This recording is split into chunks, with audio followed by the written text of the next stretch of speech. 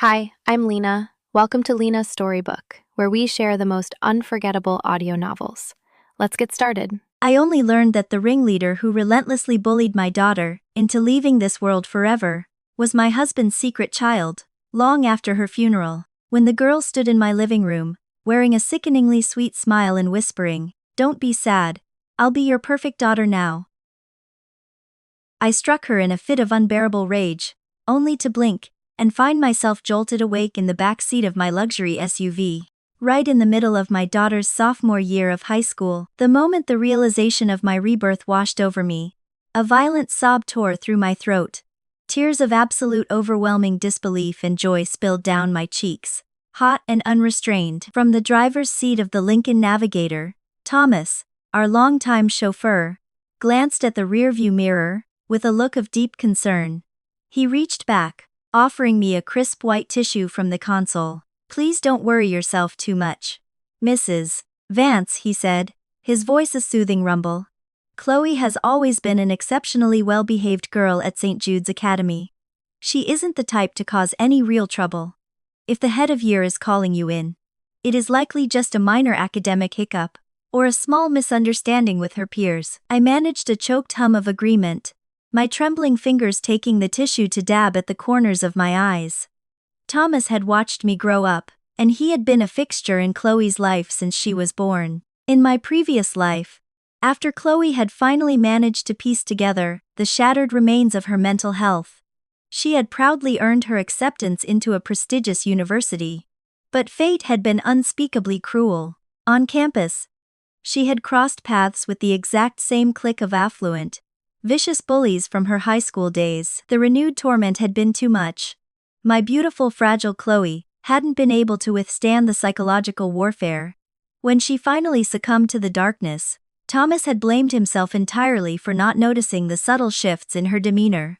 Consumed by a heavy suffocating guilt, he had resigned and retreated to his hometown, a broken man. But the truth was, Thomas was fiercely loyal and loving toward Chloe and me. The real failure had been mine. I had been entirely consumed by my corporate acquisitions, my board meetings, and the relentless expansion of my father's empire. I had prioritized my legacy over my daughter's silent screams for help. My hands shook as I unlocked my smartphone to check the date on the screen. A violent shudder ripped through my spine. It was today. This was the exact afternoon Chloe had been cornered in the academy's locker rooms. That pack of entitled monsters had taken humiliating photographs of her, using them to blackmail her into absolute silence. The psychological suffocation of that secret had manifested into severe, crippling depression. Unable to cope, she had locked herself in a bathroom stall and severely harmed herself in secret, only surviving because a janitor had found her in time on the pristine tiled floor. That was why the school had urgently summoned me. I remembered how I had reacted in my past life. When I had finally rushed to the infirmary and demanded answers, Chloe had just sat there, head bowed entirely mute, as fat tears dripped silently onto the linoleum floor. I recalled wanting to pull my hair out in frustration. How could I have been so blind? Back then, I had cycled through 1,000 benign excuses. Maybe the AP classes were too demanding. Maybe it was just a dramatic teenage fallout over a boy. Not once did my mind wander to the sinister, agonizing reality of systematic bullying. I took a deep, shuddering breath, filling my lungs with the cool leather-scented air of the SUV. Not this time in this life. I would tear the world apart with my bare hands to ensure my Chloe grew up safe, happy and whole. I would not let history repeat itself. When the heavy oak doors of the administration office swung open beneath my forceful push, I marched in like a woman marching to war. Just as my memory dictated, I saw Chloe standing rigidly beside Mrs. Higgins, the head of the sophomore class, who was casually grading essays at her mahogany desk. A small cluster of students hovered around them, their body language entirely too relaxed for the gravity of the situation. Standing closest to my daughter was Scarlett. Even now, her voice dripped with that rehearsed sickeningly sweet innocence. "What could possibly be making you so upset, Chloe?" I heard Scarlett murmur, her hand resting mockingly on my daughter's shoulder. "We have such bright futures ahead of us. Why would you ever do something so drastic to yourself? A violent flashback hijacked my vision. I saw this exact girl, years later, wearing my dead daughter's designer clothes, strutting through my living room. I heard the phantom echo of her sickening words. I should call you Mom too. My mother passed away. And now your daughter is gone. From now on, we're family. A blinding white-hot fury ignited behind my eyes. I lunged forward, grabbing Chloe by the shoulders and ripping her away from the girl, pulling her firmly behind my own body. Get the hell away from my daughter, I roared, the sheer volume of my voice rattling the framed diplomas on the office walls. I turned my back to the stunned room, focusing entirely on my child. Chloe looked far more vibrant and alive than the ghostly memory of her I had carried in my heart. Fat tears clung to her thick eyelashes. She looked up at me, her eyes wide with a mixture of fear and sorrow. Mom, I'm so sorry, she whispered, her voice breaking. Ignoring the protocol, I gently took her left arm and pushed up the sleeve of her cashmere sweater. The thick, white medical bandages wrapped around her wrist confirmed that the school nurse had already treated the superficial cuts. A heavy stone of relief dropped in my stomach. She was safe. She was alive. No, sweetheart, I choked out, wrapping my arms fiercely around her trembling shoulders, burying my face in her hair.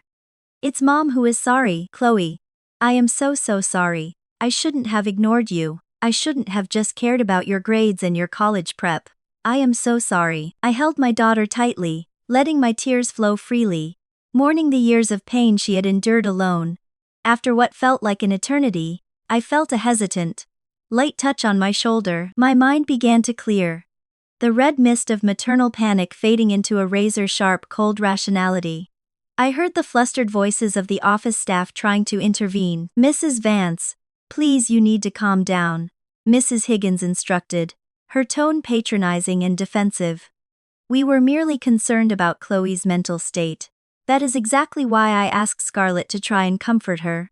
What on earth are you doing, Mrs. Vance? While an elite prep school like St. Jude's was supposed to be a sanctuary of logic and academic decorum, I had lived long enough in the corporate shark tank to know one fundamental truth. Sometimes people aren't afraid of reasoned arguments. They are terrified of absolute, unpredictable chaos. When I stepped out of the car today, I had entirely abandoned the idea of a civilized negotiation. I was here to scorch the earth and extract exactly what I needed to protect my child. Turning back to my daughter, I gently guided her toward the heavy office door. I met Thomas's eyes. He had followed me into the building and was waiting dutifully in the corridor.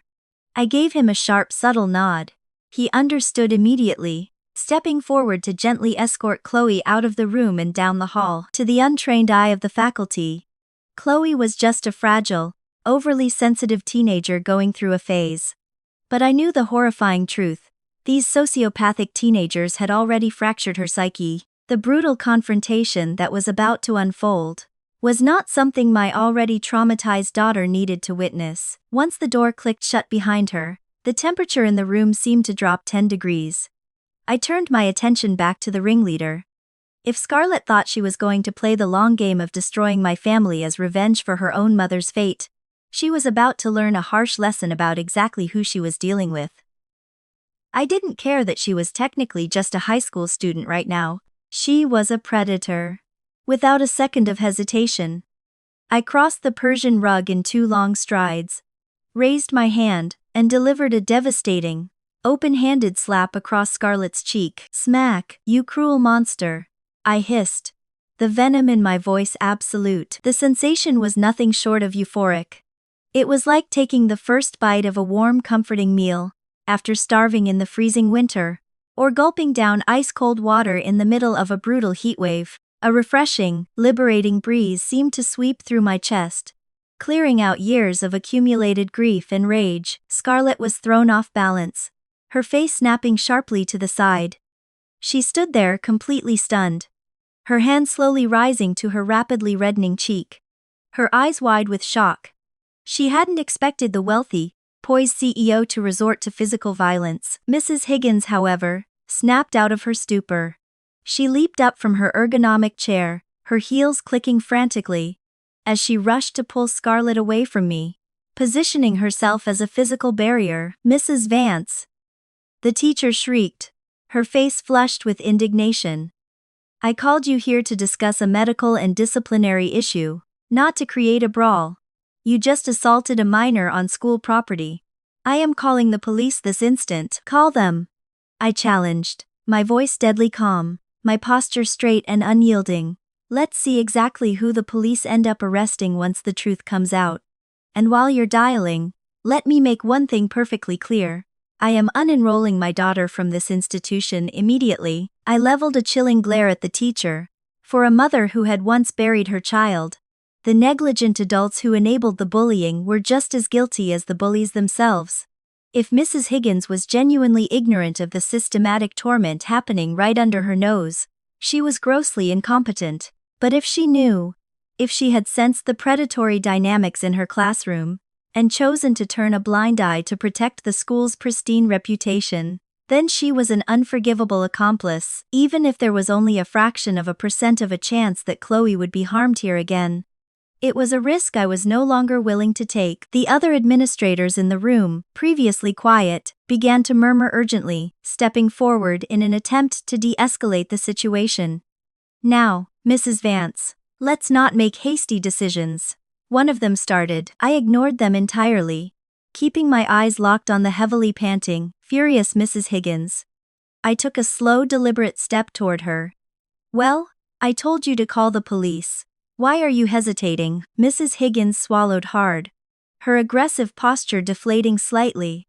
She clearly hadn't anticipated my utter lack of fear. She knew perfectly well that dragging a high-profile, wealthy family, and the school's reputation, into a local police precinct over an assault and a bullied student was a public relations nightmare the school board would crucify her for. Sensing the shift in power, Scarlett, who had remained silent and clutching her face, suddenly collapsed into a display of masterful acting. She let out a series of restrained, agonizing sobs. Tears streamed down her face as she looked up with a perfectly calculated expression of misery. "Mrs. Higgins," Scarlett cried softly, her voice shaking with practiced vulnerability. I wasn't entirely sure if Scarlett was crying because she was genuinely terrified, or if she arrogantly believed that the local police wouldn't be able to uncover the digital trail of her sickening blackmail scheme. Regardless, her tears forced the school's hand. We ended up at the local police precinct. After sitting through a tedious hour of providing my official statement regarding the altercation, I was finally cleared to leave the interrogation room. As I walked down the dimly lit, linoleum-floored corridor toward the main lobby, a familiar hushed voice echoed from around the corner, forcing me to freeze in my tracks. It was my husband, Arthur, talking to Scarlett. "I told you to be more discreet," Arthur hissed, his voice tight with suppressed anger. "Chloe is your sister, for God's sake. I was planning on talking to your Aunt Evelyn during the holidays, slowly easing her into the idea of bringing you into the family officially. But look at the mess you've made. How on earth is she going to accept you now?" The air in my lungs turned to ice. For my entire past life I had believed that Arthur had been completely in the dark, just like I was. When Chloe's mental health had started deteriorating, I had been the strict, demanding mother, while Arthur had played the role of the gentle, accommodating father. Chloe had always felt closer to him, but hearing these words slip from his mouth shattered the grand illusion. Arthur hadn't just known about Scarlett's existence. He had known that Scarlett was actively destroying our daughter. He knew she was being bullied, and he had deliberately chosen to do absolutely nothing, allowing the torment to escalate until it ultimately drove Chloe to her tragic end. Suddenly, a sickening realization clicked into place. I finally understood why. In my previous life, despite me laying out every piece of evidence regarding Scarlett's monstrous actions, Arthur had relentlessly fought to bring her into our home after Chloe's funeral. "I only have one daughter left in this world, Evelyn," he had pleaded with me back then, his eyes brimming with fake, mournful tears. "Can you really bear to force me to abandon my only remaining child after we just buried our other one?" In reality, deep down in his rotten core, he only ever considered Scarlett to be his true daughter. Chloe's tragic death hadn't been a source of unbearable grief for him. It had simply been a convenient opening. A perfectly timed opportunity to finally legitimize the child he actually wanted. Why should that woman get a say in whether I come home?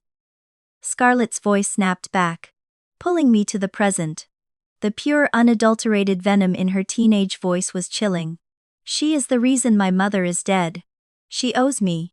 She should be the one raising me and funding my life. Scarlett paused, and when she spoke again, her tone shifted from angry to manipulative.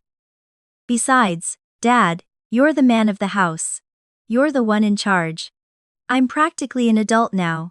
Are you really going to keep hiding me away in that gross little apartment? If you don't bring me in, all your wealth, all your trust funds, they're all going to go to Chloe. I'll be left with nothing. I'll end up starving on the streets. If my mother could see this, she would be heartbroken. I couldn't stomach another second of this vile performance. I stepped out from the shadows of the corridor, my heels clicking sharply against the floorboards. Scarlett's face, which had just been twisted into a mask of greedy calculation, instantly paled. Thank God the officers were still finalizing the paperwork in the back rooms. Otherwise her carefully crafted, innocent persona would have been dismantled in front of the entire precinct. Seeing my sudden appearance, Arthur panicked. He immediately grabbed Scarlett by the arm, dragging her toward me, his face twisting into an expression of desperate contrition. He didn't realize I had heard the entirety of their sickening exchange. Assuming I only caught the tail end, he immediately launched into a frantic self-deprecating apology, before smoothly pivoting his narrative. Evelyn, sweetheart, please listen to me, Arthur begged, his hands raised defensively. Scarlett, she's the daughter of an old college friend of mine. My friend passed away and entrusted her to me on her deathbed. Her mother was a saint, always doing charity work. I have no idea why this child turned out so troubled. I know she's made some terrible mistakes, Evelyn. But you're a grown woman, you can't hold a grudge against a confused teenager. Right? Every word that spilled from his mouth felt like a physical blow of absurdity. I wanted to laugh at the sheer audacity of it. How could a human being switch masks so effortlessly? How could he lie with such practiced ease? An old college friend. It was his first love. Years ago, shortly after Arthur and I were married, he had secretly rekindled his romance with his ex. One night, because he was rushing back to our estate to attend my birthday gala, his mistress had chased after his car to hand him a coat he had left behind. In her frantic pursuit, she was struck and killed by a passing delivery truck. Plagued by a twisted sense of guilt, Arthur had secretly rented an apartment and raised Scarlett in the shadows, funded entirely by the allowance he skimmed from my company. And to assuage his own cowardly conscience, he had fed Scarlett a fabricated narrative.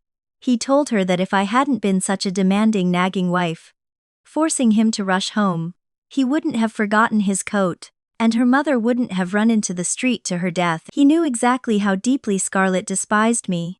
He knew she blamed Chloe and me for her mother's death, yet, he deliberately orchestrated for Scarlett and Chloe to attend the exact same elite academy, placing his legitimate, unsuspecting daughter right in the crosshairs of his secret daughter's vengeance. This hypocritical, sanctimonious coward, this pathological liar had deceived me for half a lifetime, and essentially signed my daughter's death warrant. So if I'm understanding your logic correctly, I began, my voice dangerously soft as I looked at the man I had once vowed to spend my life with.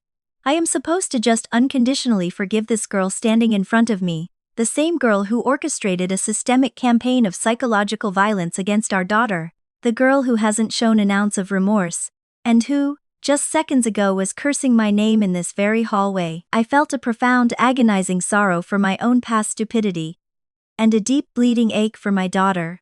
In my previous life, Chloe must have felt an unfathomable level of despair. Her father, the man she adored, the man who had played with her throughout her childhood, had willingly forgiven the monster who drove her to the edge of despair. Realizing that his usual charm and excuses weren't working, Arthur dropped the pleading act. He sighed heavily, shifting to a tone of exasperated compromise.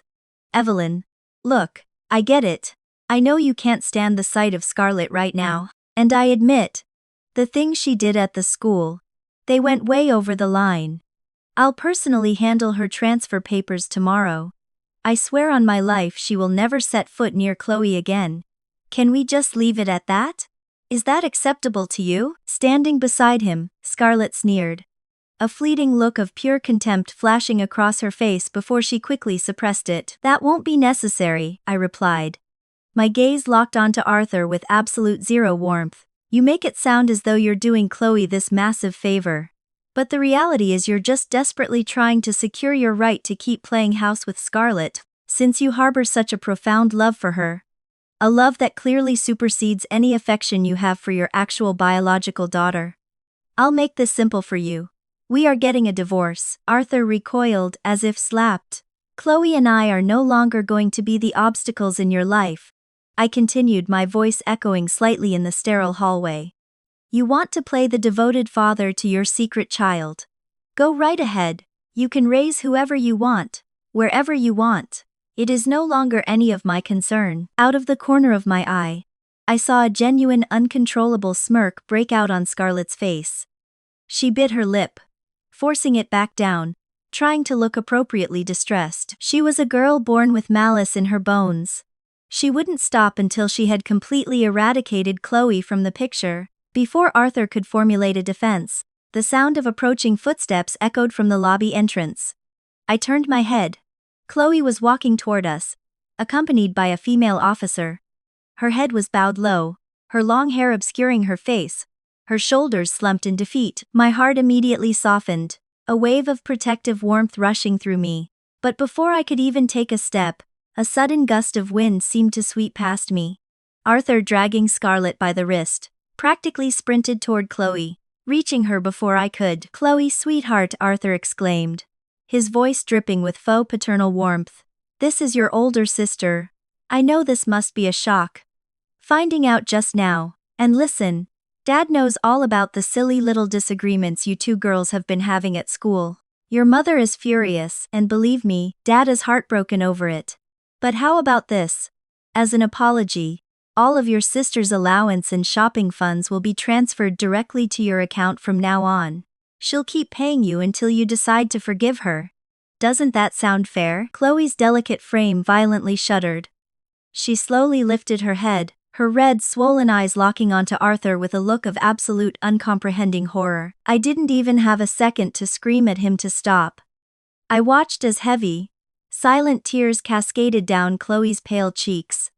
Yet, despite the tears, her facial expression remained eerily deadened. She let out a small, hollow sound that was halfway between a laugh and a gasp, her lips trembling. "Sister," she whispered, the word sounding foreign and broken in her mouth. "Yes. She is your," Arthur started, a relieved smile forming on his face. He didn't get to finish the sentence, closing the distance between us in a heartbeat. I raised my leg and planted my designer heel firmly into Arthur's stomach, kicking him with every ounce of strength I possessed. The impact sent him staggering backward, his arms flailing before he crashed hard onto the precinct's tiled floor, knocking over a plastic wet floor sign in the process. As he gasped for air and scrambled to get back on his feet, I didn't hesitate. I stepped forward, grabbed him by the lapels of his tailored jacket, and delivered a backhanded slap so fierce it stung my own palm. "Sister, absolute nonsense," I screamed, the last thread of my composure completely snapping. "If you want to call this vicious little sociopath your sister, Arthur, you can do it on your own damn time. Chloe is an only child, and from this day forward, she only has a mother. She doesn't have a father anymore. You hear me? This marriage is over. We are done." "Hey, break it up." The female officer who had walked Chloe and quickly rushed forward, grabbing my arm and pulling me back. "What do you think you're doing? This is a police precinct. For crying out loud." She shot me a stern, uncompromising look. "Ma'am, I need you to step back and calm down immediately." "I apologize, officer," I said, forcing my breathing to steady, though my voice still shook with adrenaline. "I lost my temper, but my daughter was just the victim of severe school bullying. And her father's brilliant solution is to force her to accept her primary abuser as her new sister. He is deliberately twisting the knife in my child's trauma. Right in front of me." The officer's stern expression faltered. She glanced down at Arthur, who was rubbing his jaw on the floor, and then at Scarlett, without another word. She slowly released her grip on my arm and took a deliberate step back, allowing me space. I took a deep, shuddering breath, aggressively blinking back the hot tears threatening to spill over my eyelashes. I reached into my designer handbag, pulled out a fresh tissue, and knelt slightly in front of Chloe, with hands that were surprisingly gentle despite the violence they had just committed. I carefully wiped the tear tracks from my daughter's porcelain skin. Arthur, having been helped up by a frantic Scarlet, refused to give up. "Chloe, please be reasonable," he pleaded, clutching his stomach. "Do you really want to tear this family apart? If your mother and I get divorced, you'll be from a broken home. Isn't it better to just accept a new sister? I promise I'll keep her in line. Chloe, look at your father, please." Arthur was a pathetic liar. A stream of absolute profanities clawed at the back of my throat. But I swallowed them down, refusing to sound unhinged in front of the police. Out of the corner of my eye, I noticed Thomas had just entered the precinct doors. I turned back to my daughter, my voice soft but firm. "Chloe, go wait outside with Thomas. Don't worry about any of this. Mom is never going to let anyone make you feel small again, and you will never ever be forced to acknowledge some phantom sister that has no right to exist in our lives." Despite my strong words, a sliver of doubt gnawed at my heart. I knew that Arthur had been the parent who spent the most time with her. A sudden ugly divorce might be the final push that shatters her already fragile mental state. I hesitated for a brief second, wondering if I should delay the legal proceedings until after I had secured intensive therapy for her depression. Chloe looked at me, her dark eyes unreadable. For a long moment, she didn't say a single word. Then, she simply turned on her heel and began walking toward Thomas, who was waiting by the exit. I spun around to face Arthur, my disgust palpable. "You truly are a piece of work. A real man. Whenever things get tough, your only solution is to demand your wife endure it. Or force your child to suffer for it." "Evelyn, you don't understand. I had my reasons," Arthur pleaded, his face a mask of pathetic desperation. I didn't even bother to look at him. In my mind, long before this rebirth, the man standing in front of me was already a rotting corpse. I turned my attention back to the doors, watching Chloe approach Thomas. Just as she was about to step out into the evening air, she stopped. She turned her head slightly, looking back over her shoulder. "Mom," Chloe called out, her voice quiet, but surprisingly steady. "I support whatever you decide. Please don't worry about me. I don't mind at all." I froze. The sheer, tragic selflessness in my teenage daughter's voice felt like a physical blow to my chest. Before I could formulate a response, Chloe turned away, saying nothing more. Thomas gently took her heavy leather backpack from her shoulders and guided her into the safety of the Navigator's tinted interior. I slowly turned my gaze back to Arthur.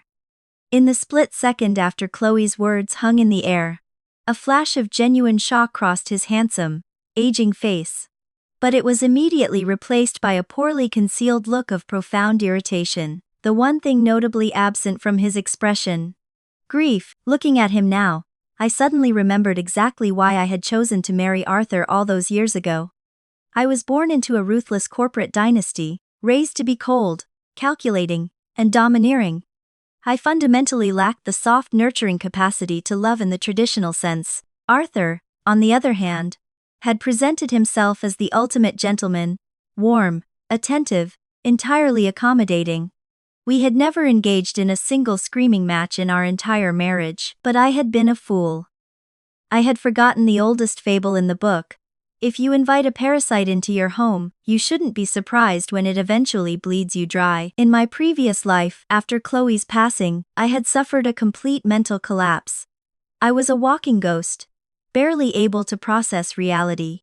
Arthur had capitalized on my absolute vulnerability, under the guise of handling the tragic aftermath and sparing me the pain. He had swiftly liquidated the vast trust funds and properties I had placed in Chloe's name, funneling the wealth into his own secret accounts. That stolen fortune was what allowed him to maintain his lavish lifestyle even after our marriage eventually imploded. It was the financial foundation that gave him the audacity to proudly parade Scarlet through high society. But not this time. None of that had happened yet. Right now, he was still just the trophy husband, who relied on the generous allowance I transferred into his account on the first of every month. Arthur, I said, my voice dripping with icy contempt. I've funneled millions into your accounts over the years. Even with an ironclad prenuptial agreement, you have enough pocket change to live comfortably. If we divorce now. I looked at him like he was a stain on the pavement. Let's end this with whatever microscopic shred of dignity you have left.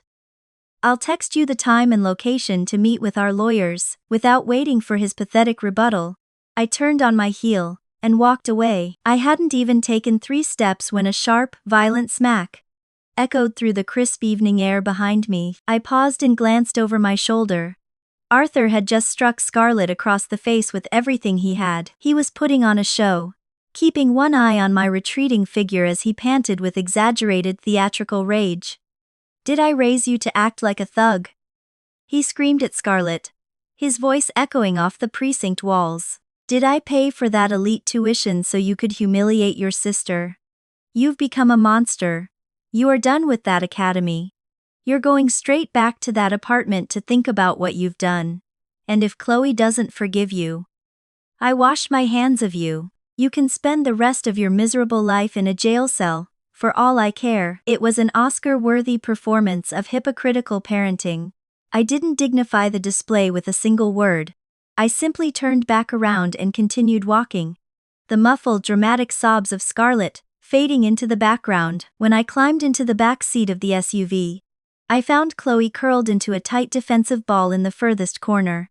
No matter what soft, comforting words Thomas murmured from the front seat, she refused to respond, staring blankly out the tinted window. When the heavy door clicked shut, her dark, empty eyes slowly drifted toward me. In that split second, the ironclad CEO facade I had worn all day completely shattered. I couldn't hold back the tears anymore. I lunged across the leather seats and wrapped her tightly in my arms, pulling her head onto my chest. It was my fault. It was all my fault for ignoring her emotional reality, even though I had been granted the miracle of a second chance. The Chloe sitting in my arms right now was still drowning in a suffocating ocean of despair. I had to pull her out, no matter the cost. As soon as we pulled through the wrought iron gates of the Vance estate, I immediately dialed our private concierge doctor. When we walked into the grand dining room, Maria, our longtime housekeeper, was already setting down bowls of hot, comforting chicken and wild rice soup. Before I even had to ask, Chloe quietly slid into her usual mahogany chair beside me, her hands folded politely in her lap, waiting for Maria to serve her. I glanced at the steaming bowl placed in front of me, picked up a silver spoon, and carefully scooped out a large portion of the cooked carrots, placing them into Chloe's bowl. Chloe had always loathed carrots, but I, in my infinite overbearing wisdom, had always obsessed over her vitamin intake and practically forced her to eat them at every meal. In reality, it was a ridiculous power struggle. She could have easily gotten her nutrients from a dozen other vegetables. Chloe stared down at the orange slices in her broth. She hesitated for a fraction of a second before picking up her spoon. "Thank you, Mom," she said softly. She was so incredibly obedient, so terrifyingly polite. A fresh wave of nausea and guilt hit me, making my throat ache. I reached out and gently covered her hand with mine, stopping her from taking a bite. "You don't have to eat that, sweetheart. Mom is never going to force you to do things you hate ever again. Not even the little things. You don't ever have to eat a single carrot for the rest of your life." I fought back the urge to break down in front of her, keeping my voice as light and steady as possible. "Chloe, what if we just take a break from school? How does that sound? We can just stay home for a while, travel, or do absolutely nothing. We have more than enough money to do whatever we want. You don't have to go back to that academy if you don't want to." Chloe looked up at me, her eyes widening slightly in confusion. "But Grandpa told me, right before he passed away, he told me I needed to study hard to make you proud." Her quiet voice broke my heart into 1,000 pieces. The memory of my late father, his booming laugh, his sharp business mind rushed back to me. When he retired and handed the Vance empire over to me, I was always at the office. It was Chloe who had spent her afternoons keeping the old man company. Slowly, She had come to understand my father better than I ever did. She had taken his dying words and etched them onto her very soul, carrying the crushing weight of his legacy on her fragile teenage shoulders. And what did I do? I was so consumed by quarterly profits and board meetings that I entirely neglected her well-being. What kind of mother was I? "It is okay, darling," I murmured, gently stroking her soft hair. "Grandpa just wanted you to have a happy life. Your happiness is the most important thing in the world. Nothing else matters." Just then, Thomas escorted Dr. Evans into the grand foyer. Thomas caught my eye and gave a subtle, urgent tilt of his head toward the front door. I understood immediately. "Sweetheart, Mom needs to step out and make a quick phone call to arrange your leave of absence with the school board," I told Chloe, giving her a reassuring smile. "Let Dr. Evans take a quick look at your bandages."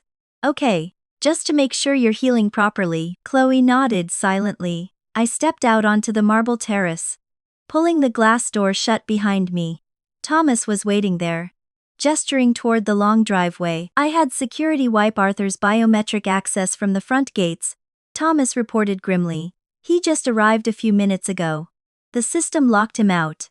He is currently standing at the intercom, throwing a massive tantrum." A cold, dark smile crept onto my lips. Originally, I had planned to quietly divorce him and focus entirely on Chloe's recovery before methodically destroying his life. But apparently, Arthur couldn't wait to expedite his own ruin. His father's logistics company relies entirely on the exclusive freight contracts I handed them as a wedding gift, I said, my voice devoid of any emotion. I used to justify it by telling myself Arthur was making a sacrifice by being a stay-at-home dad, so letting his family skim a massive profit margin off our supply chain was a fair trade. But now, I want to see him choke on every single dime he stole from us. Thomas wasn't just my driver. He was my most trusted confidant. His son, Michael, happened to be my ruthless executive assistant at the Vance Corporation. The moment I voiced my intent, Thomas understood perfectly. He pulled out his phone and immediately dialed his son. I walked back into the dining room to sit with Chloe. Dr. Evans had just finished a comprehensive physical examination and was printing a preliminary report from his portable tablet. He was a seasoned professional who catered exclusively to the ultra-wealthy. He knew exactly how to read a room and when to keep his mouth shut. He handed me the printed sheet, his expression grave. I scanned the medical jargon, my blood turning to ice. The report detailed numerous faded, old scars scattered across Chloe's body. They were localized in areas easily hidden by her school uniform. The soft flesh of her upper thighs, her lower back, her ribcage. Based on the scar tissue formation, Dr. Evans estimated the physical trauma had begun late in her freshman year. She had been enduring systematic, physical abuse for over a year. Because she had hidden it out of fear and shame, she had never received proper medical treatment, leaving permanent reminders of her torment. I clearly remembered my past life.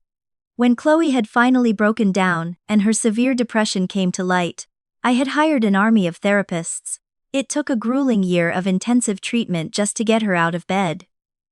Later, Arthur had manipulated me saying, "The academics aren't important right now, Evelyn. Just buy her way into a private college, so she has a degree to her name. It is for her self-esteem." I had agreed, thinking it would give her a fresh start. I enrolled her in a prestigious private university funded entirely by my board. But on the very afternoon she was supposed to go take her student ID photo, she had walked to the roof of the library and stepped off the ledge, staring at the horrific physical evidence of Scarlett's sadism in my hands, and recalling Arthur's frantic desperation at the police station to keep his secret daughter in our lives.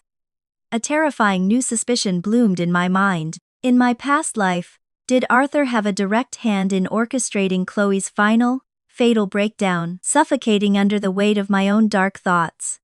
I packed Chloe into the car and drove straight to my best friend's private practice.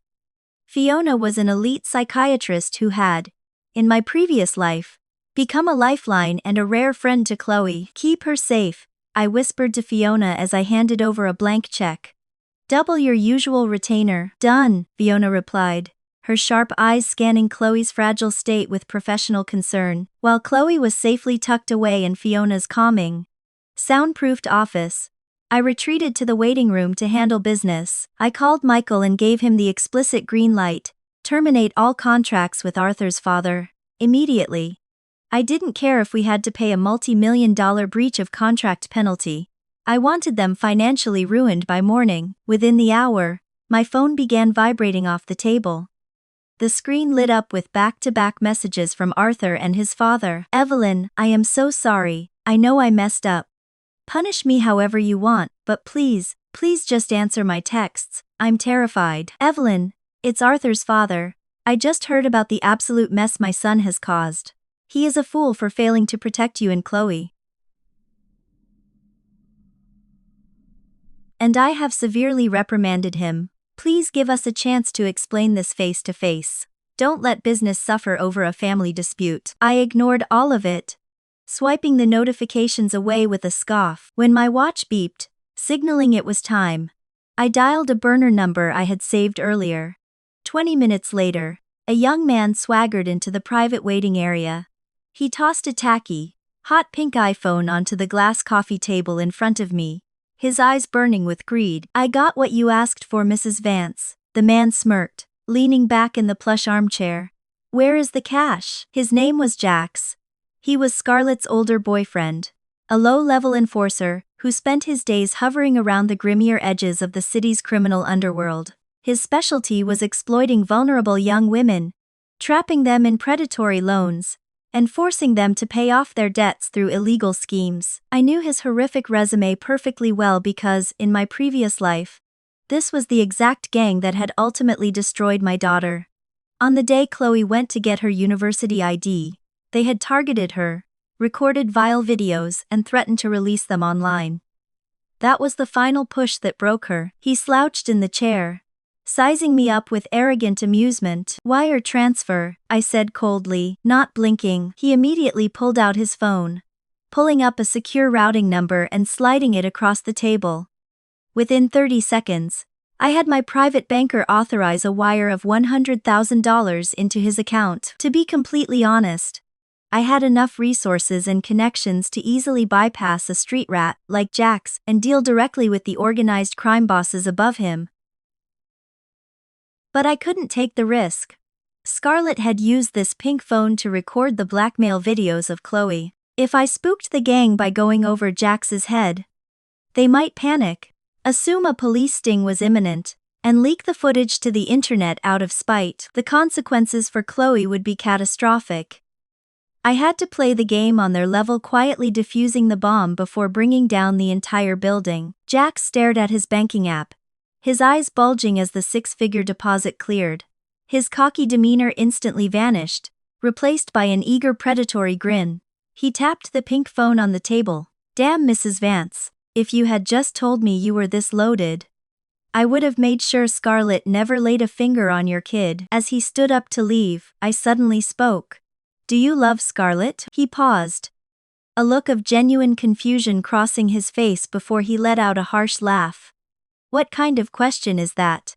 If I didn't like her, why would I be dating her? And compared to money?" I asked, my voice deadly quiet. "Who do you love more?" Jax tilted his head, studying my face. When he realized I wasn't joking, his smile widened, showing a chipped front tooth. "Wow. Okay. Are you trying to drive a wedge between me and my girl?" I leaned forward, dropping all pretense. "Let's skip the dramatic irony. You know exactly what kind of degenerate business you run. And I know exactly what you do.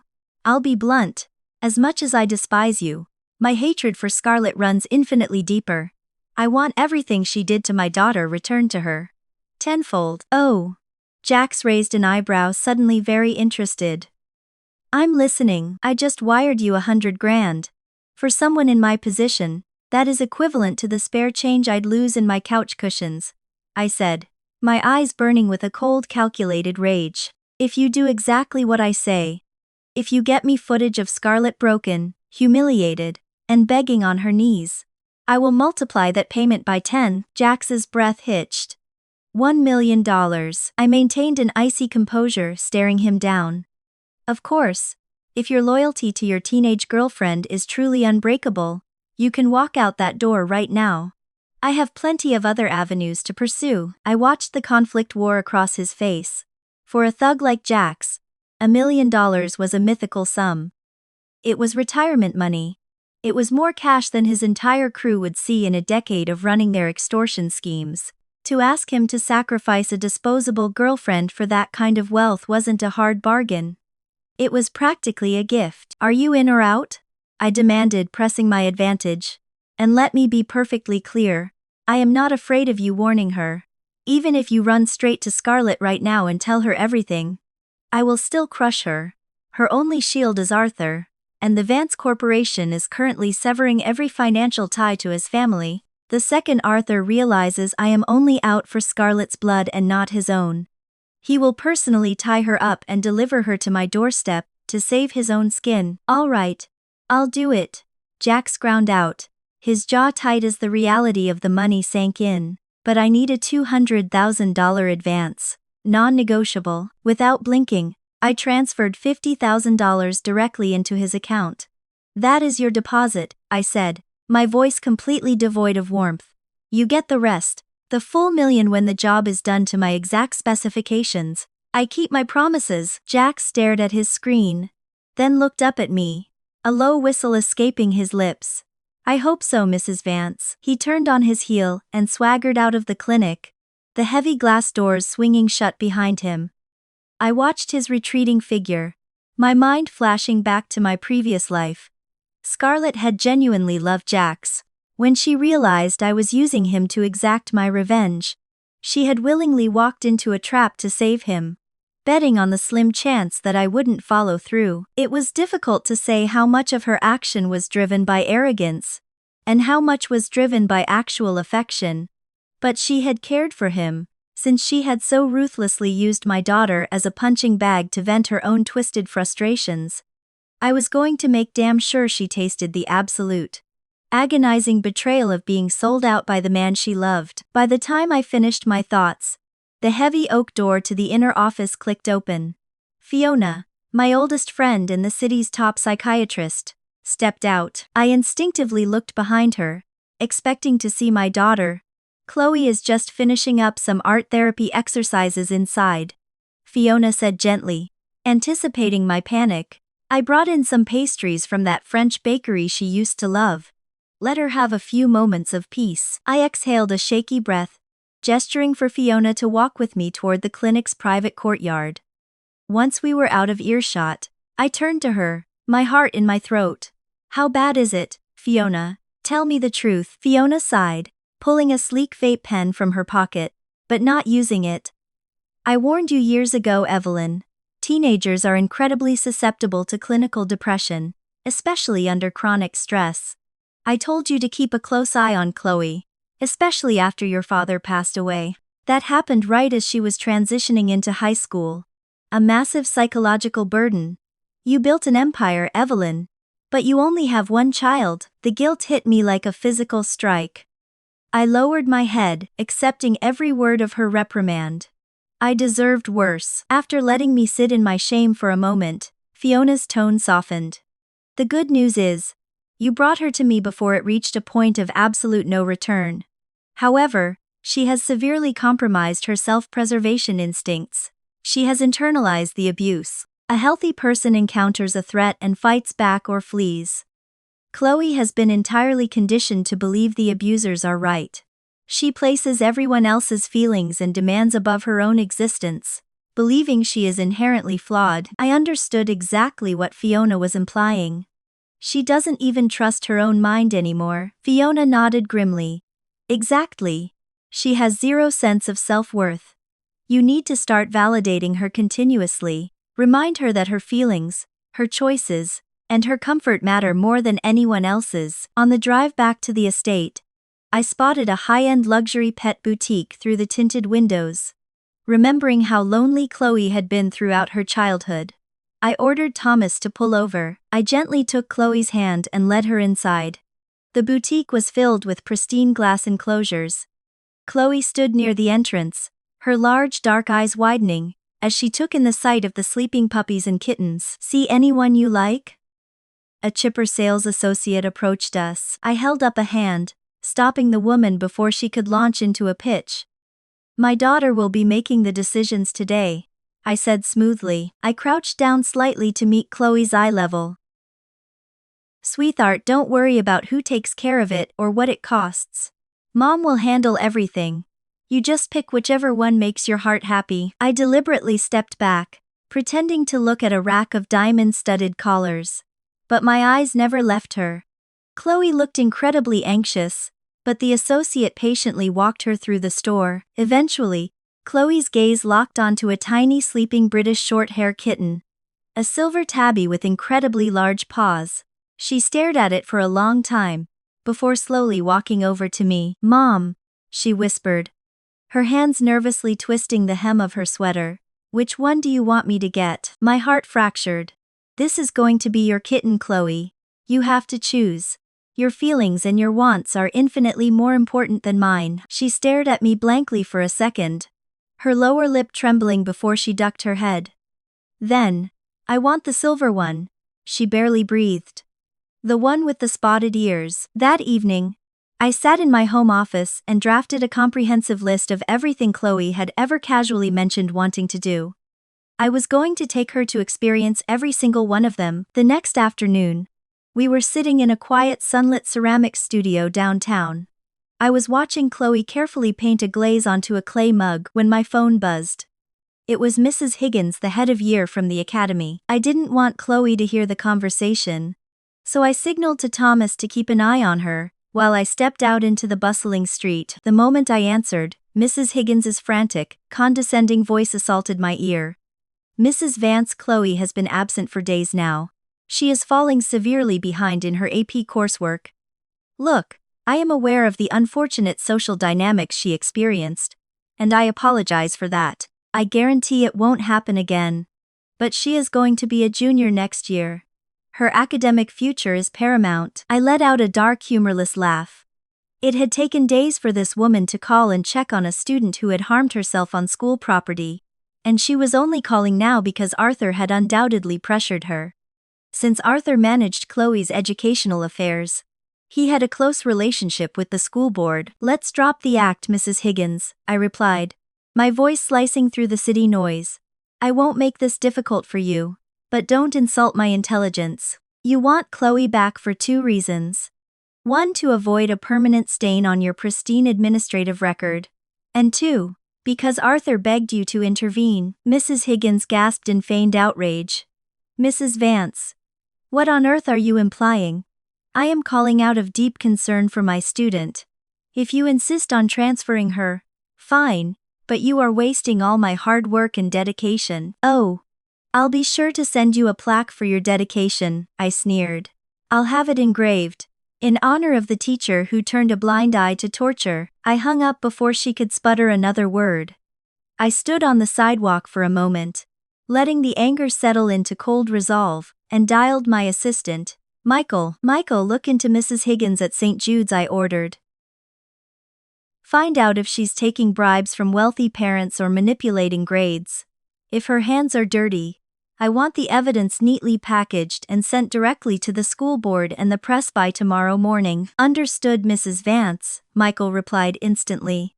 "Consider her ruined." I walked back into the studio. Chloe had finished her mug, and was now deeply engrossed in painting a small ceramic figurine. I noticed that when she was creating art, her intense focus seemed to quiet the demons in her head. A faint, genuine spark of life would return to her eyes. I made a mental note to bring her here every week. Later that evening, my private phone vibrated with a text from Jax. "Mrs. Vance, my boss is running an exclusive high roller stream in a few days. One of our usual girls managed to skip town. I'm bringing Scarlett in to replace her. If you want a front row seat to watch the show, let me know. But since I'm sneaking you in and filming it, the price just doubled. $2 million. A greedy street thug to the very end. But to see Scarlett finally face the absolute terror she inflicted on my child, I would have paid 10 times that amount." "Done," I texted back. A few seconds later, Jax replied with a crude sticker. Over the next few days, Arthur aggressively bombarded me with calls, emails, and unannounced visits to the estate gates. My only response, delivered through my lawyers, was simple: if you sign the divorce papers quietly and relinquish all parental rights, I will lift the embargo on your father's shipping company. Unable to withstand the financial bleeding, Arthur finally caved. He knew that if I dragged this out in court, his family would be utterly bankrupt before the ink dried on the subpoenas. When I finally saw him at the attorney's office to finalize the paperwork, he looked like he had aged a decade. His hair was disheveled, and the arrogant, polished veneer he usually wore was entirely gone. As we walked out of the conference room, he rushed to hold the elevator door for me, his eyes pleading. "Evelyn, you know how much I love you. I just made one terrible mistake years ago, and I've spent my life trying to make up for it. Can't you understand my position? We're husband and wife. Can't you give me one last chance?" I stepped back, avoiding his touch as if he were diseased. "Arthur, do you not hear how repulsive you sound? How about this? I go out, sleep with another man, have his child in secret, wait a decade, and then have that child systematically torment Scarlett until she tries to end her life. Then I'll casually apologize to you on my deathbed. Sound fair?" I stared at his desperately hopeful face with genuine disgust. "Do you have absolutely no shame? You married into my family. To avoid the press calling you a gold digger, my father made you sign an ironclad prenup. Have you forgotten that? If you insist on acting like a parasite, I have absolutely no problem stripping you of every single asset you possess." "Evelyn, you are being completely unreasonable," Arthur snapped, his mask of contrition finally slipping to reveal the bitter, entitled man underneath. "Fine, if that is how you want to play it, we're done." I didn't say another word. Once the divorce decree was stamped, I felt a physical weight lift from my shoulders. As we walked out of the courthouse, Arthur turned to me, his tone shifting back to business. "Evelyn, don't forget our deal. You need to reinstate the shipping contracts for my father's company today." "Of course." I smiled pleasantly. I watched him strut down the courthouse steps, his ego momentarily restored. Thomas opened the door of the SUV for me, his face red with suppressed anger. "Mrs. Vance, with all due respect, he doesn't deserve a single cent of our business." "He doesn't," I agreed, smoothing the crease of my tailored trousers as I slid into the leather seat. "And he won't get it. I want to deal with Scarlett first without him interfering. He spent our entire marriage making empty promises and lying to my face. I'm just returning the favor. The contracts stay dead." Before meeting Jax later that week, I spent the entire morning with Chloe. In the afternoon, I drove to a quiet, upscale lounge to meet with an old friend. If things went sideways at the underground venue, I needed to know Chloe would be protected. Harrison Vance, no relation, just an old money name, was a childhood friend who had shunned corporate life to become a highly decorated detective in the city's major crimes division. "If I end up doing something highly illegal and end up behind bars," I said casually, taking a sip of my sparkling water, "what are you going to do?" Harrison leaned back in his leather armchair, exhaling smoke. "Make sure Chloe is taken care of, obviously." I shot him a dry look. "Finally stepping up to the plate, I see." Harrison chuckled, his demeanor as laid back as it was when we were teenagers. "You sound like you're dictating your last will and testament, Evie. What is going on? Has the city's most ruthless CEO decided to play vigilante?" Despite his relaxed posture, I knew Harrison was fiercely loyal. I was leaving Chloe in good hands. In my previous life, I had eventually uncovered the full extent of Jax's illicit operations. Aside from standard extortion, he and his crew ran highly lucrative, illegal online schemes. They targeted desperate young women, forcing them to participate in degrading acts to pay off their fabricated debts. The content was broadcasted to an exclusive, paying audience online. They were highly organized, heavily armed, and protected by some serious muscle. I knew that arriving at their location was dangerous, but I had to see Scarlett break with my own eyes. I followed Jax's texted coordinates to a desolate, run-down motel on the industrial outskirts of the city. Jax met me at the side entrance, speaking in a hushed tone, as he led me down a moldy hallway. "All right, Mrs. Vance. When we get in there, you sit in the VIP booth. It is behind the camera lights, completely in the dark. If you want to step in and teach Scarlett a lesson, just give me a signal, and I'll pause the broadcast." He flashed a grin. After all, someone of your high society status shouldn't be caught on camera in a place like this. He was surprisingly comfortable with the idea of throwing his girlfriend to the wolves. I glanced around the grimy corridor. "Did Scarlett ever ask you about my daughter's blackmail photos?" "She sent me a few," Jax admitted, swiping his keycard at a heavy metal door. "But our boss requires full video for the streams, so I held off on publishing them. Then you paid me, so I wiped the servers and gave the drives to you." "And her phone?" I pressed.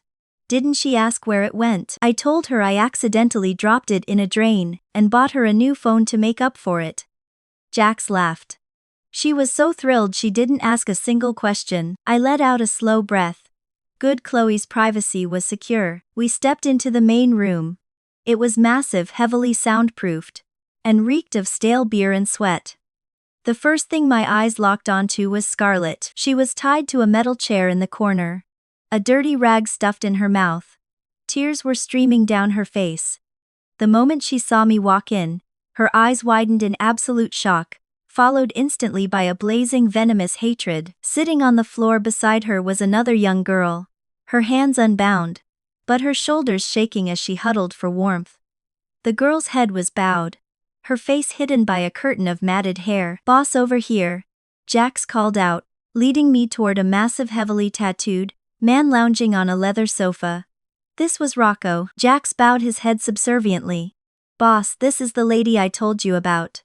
The one my crazy girlfriend crossed. She paid me $1 million, and I brought you your half. She just wants to sit in the back and watch the show." Jax leaned in. "You wouldn't believe the stuff Scarlett pulled. She drove this lady's kid to the brink of despair." I looked at Rocco. He was sizing me up, clearly wary of a wealthy outsider in his den. "You run a tight ship here," I said smoothly, projecting absolute authority. "I'm sure you don't need my money, but let's consider this an investment in a new friendship. I brought a cashier's check for $2 million. You can cash it tomorrow. No questions asked. I just want to watch." Rocco's eyes gleamed at the mention of the sum, though his face remained hardened. "This is a closed ecosystem, lady. The fewer people who know about us, the better. You understand." He shot a dark look at Jax. "You're breaking protocol bringing an outsider here. If this goes south, your head is on the block." Before Jax could respond, a muffled, desperate sound echoed from the corner. It was Scarlett. She was staring at Jax through tear-soaked eyes, silently begging him to save her. I smiled. A cold, empty expression. Rocco noticed the exchange and chuckled darkly. "Whatever. She is my property for the night anyway. If you paid the entry fee, take a seat in the back. Broadcast starts in 10. I didn't move toward the dark viewing area. Instead, I looked at Jax, who was crouching near the lighting rigs. "Can I have a word with Scarlett before you start?" Rocco waved a dismissive hand. "Sure, make it quick." I stepped forward, closing the distance between myself and the bound girl. Jax shadowed my every step, hovering closely behind me without saying a single word. I knew perfectly well. He was trying to eavesdrop on my conversation, but I didn't care in the slightest. Let him listen. Scarlett glared at me, her eyes burning with an unadulterated venomous hatred.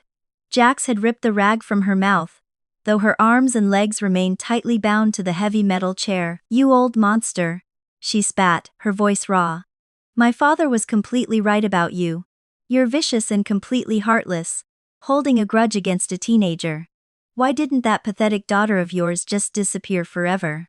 She shouldn't have stopped there. She should have just given up and done us all a favor." I didn't blink. I slowly turned my head to look at Jax. "Are you allowed to hit people in here?" I asked, my voice deadly calm. Jax glanced at her, a flicker of hesitation crossing his face. Yeah, I can," he muttered. "I wasn't asking for a status report," I commanded coldly. I said, "Are you going to hit her?" Jax instantly snapped to attention, raising his hand and delivering a brutal echoing slap across Scarlett's face. "Keep your damn mouth shut and show some respect." he barked. Scarlett's eyes filled with tears of pain and betrayal, turning bloodshot as she stared at the man she supposedly loved. But she didn't dare utter another word. I smiled a chilling, hollow expression. "Why are you so angry, Scarlett?" I murmured, feigning genuine curiosity. "Is it because my daughter actually has a mother who loves her, and you don't? Are you just blindingly jealous? You took my daughter's gentle nature and twisted it, treating her tolerance as your personal playground. People like you belong in the deepest circles of hell." "I didn't kill her," she shrieked defensively, trembling against the ropes. I looked at her with mild indifference. "It doesn't matter anymore," I whispered, leaning in close so only she could hear the absolute certainty in my voice. "What matters is that I am going to haunt you. Do you feel like your world has ended because the boy you love just sold you out for a paycheck? Relax, sweetheart. This is just the prologue. If you somehow survive tonight and walk out of this building, every single day for the rest of your miserable life will be a waking nightmare. You'll order a simple meal delivery, and you'll find crushed glass or dead insects buried in your food. You'll get into a car, and the brakes will mysteriously fail, sending you crashing into a concrete barrier." Scarlett's breathing became erratic, the color completely draining from her face as true terror set in. But I wasn't finished. I kept my tone breezy, almost conversational. "I am going to infiltrate every single corner of your existence. And even if you run crying to the police, what are they going to do? Charge me with a misdemeanor for issuing verbal threats? That's barely a parking ticket for someone with my resources. Or better yet, maybe the Good Samaritans who offer to help you escape will actually be on my payroll. They'll smile, put you in their car, and send you away to a place where no one speaks your language. After all, thousands of people go missing every single day. Who is going to miss a piece of trash like you?" By the time I finished, Scarlett was violently shaking, her previous arrogance entirely replaced by a paralyzing, animalistic dread. Satisfied with the psychological damage I had inflicted, I stood up and walked away, Jax silently following in my wake. On the other side of the room, Rocco caught my eye and gave a subtle nod before signaling to his crew. The broadcast was starting. Suddenly, the other girl, the one huddled on the floor, spoke up. "Boss, I know how to dance," she offered, her voice remarkably steady. "I can be the opening act. I guarantee I'll get the viewers throwing money at the screen." Rocco ignored her entirely. He didn't care about a warm-up routine. He wanted fresh target. He reached down and yanked Scarlett out of the chair by her hair as I discreetly reached into my designer handbag to send a pre-drafted text message to Harrison. I glanced up and noticed something chilling. The quiet girl on the floor was staring at Scarlett, and the look in her eyes was one of pure, unadulterated malice. Did they know each other? Scarlett was thrust into the center of the glaring ring lights. She was surrounded by men, and unlike the seasoned girls, she fought back fiercely, earning herself several vicious backhands to the face. I watched the grotesque spectacle unfold, assuming the men were getting aggressive because the online donations were rolling in. But just as they moved in to assault her, a deafening crash shattered the noise of the room. The heavy steel door was kicked entirely off its hinges. Before the tactical officers could even flood the room, Rocco screamed, "Cops! It is a raid!" Absolute chaos erupted. Men scrambled like roaches, diving beneath tables and pulling steel pipes from hidden compartments. In the blinding confusion of strobe lights and shouting, I saw the quiet girl grab Scarlett by her tied wrists. In a matter of seconds, they slipped through a side maintenance door and vanished. A cold wave of dread washed over me. I had just subjected Scarlett to the most terrifying psychological threat of her life. I had inadvertently convinced her that being arrested was a fate worse than death, ensuring she wouldn't wait to be rescued by the authorities. Before I could process the mistake, Rocco connected the dots. Realizing I was the one who had tipped off the police, his face twisted in homicidal rage, and he lunged directly at me. He didn't make it 2 steps. A heavy combat boot caught him squarely in the chest, sending his massive frame crashing through a glass coffee table. "Get her out of here now," Harrison commanded, stepping over the groaning mob boss and barking orders at the SWAT team behind him. 2 heavily armored officers immediately flanked me, rushing me toward the safety of the stairwell. As I was shoved into the back of an armored cruiser, I grabbed an officer's tactical vest. Scarlett was taken by one of the other girls. I warned them frantically. They slipped out a side door. The police instantly radioed the perimeter units to give chase. But as the sirens wailed into the night, a sinking, ominous feeling settled deep in my stomach. The next time I saw that quiet girl, we were sitting inside the sterile interrogation wing of the city precinct. She had just committed a brutal crime. Yet she was sitting at the metal table with a serene, almost angelic smile on her face. When she saw me walk in, her smile widened.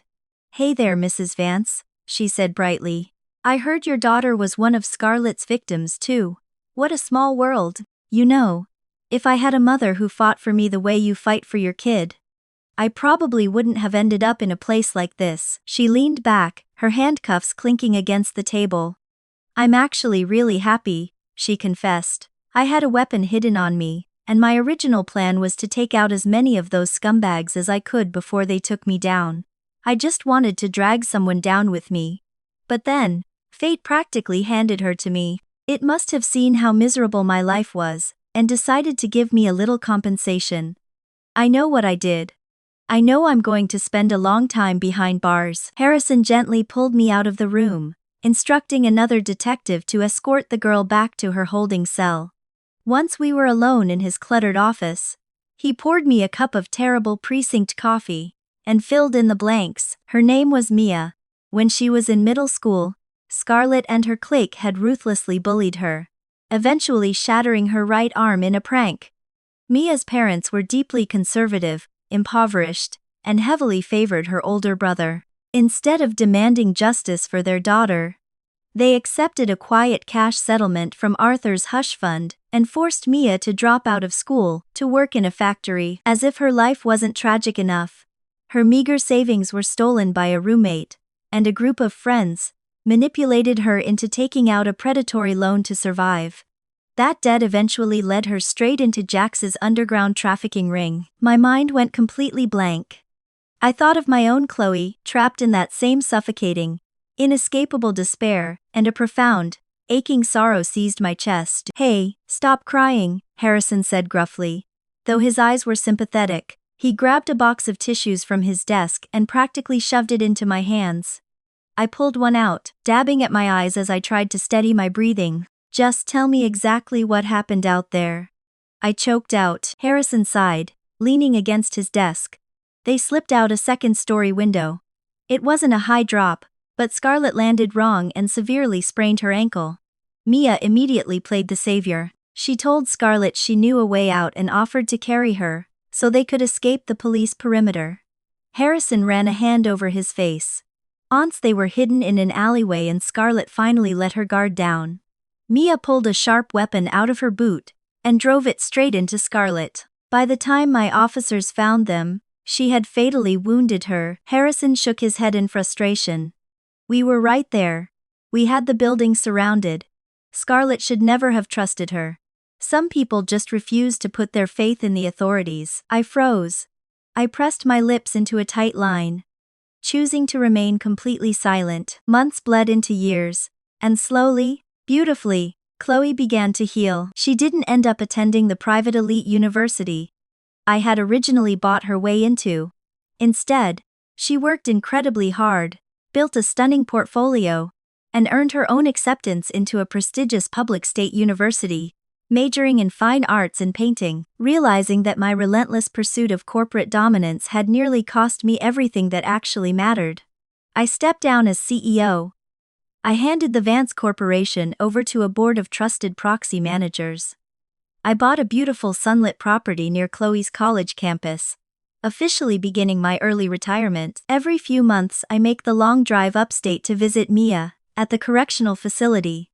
I firmly believe that in this universe, some cosmic debts are destined to be paid. Mia is always thrilled to see me through the plexiglass.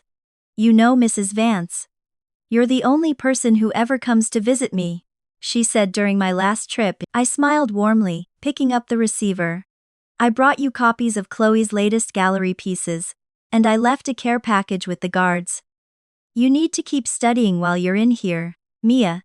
Take every educational program they offer. Focus on your rehabilitation. I know you're a good person who was dealt a terrible hand. Mia nodded enthusiastically.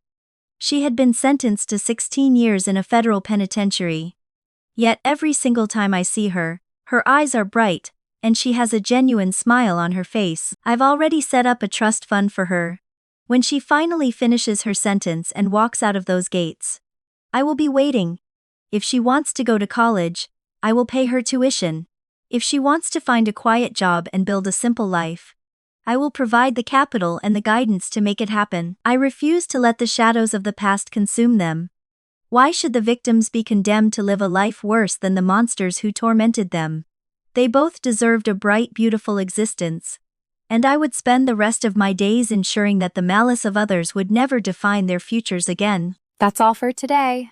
I'm Lina. Don't forget to like and subscribe for more amazing stories every week. Thanks for watching.